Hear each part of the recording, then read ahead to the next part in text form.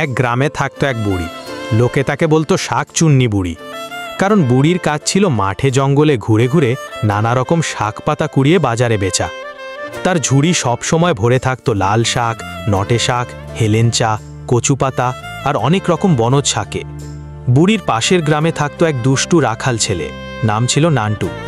ছেলেটা সারাদিন গরু চড়াতো আর নানা রকম দুষ্টুমি করত।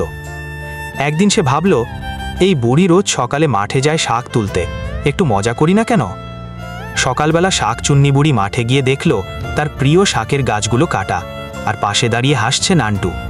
বুড়ি রেগে বলল, এই বেটা, তুই শাক নষ্ট করিস কেন? নান্টু হাসতে হাসতে বলল, আমি তো শুধু গরু চড়ায়, শাক তো গরুগুলা খাইছে। বুড়ি কিছু না বলে বাড়ি ফিরে গেল।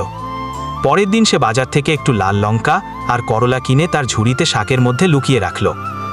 রাখাল আবার শাক খাওয়ার লোভে এগিয়ে এলো, কিন্তু এক কামড় দিয়েই মুখে আগুন। নান্টু কাঁদতে কাঁদতে বলল, বুড়ি, আমি আর কখনো তোমার শাক নষ্ট করব না। বুড়ি হাসতে হাসতে বলল, তাই তো হওয়া উচিত, শিক্ষা না দিলে তোরা শিখবি না। এরপর থেকে নান্টু আর দুষ্টুমি করত না, বরং মাঝে মাঝে বুড়িকে শাক তোলায় সাহায্য করত।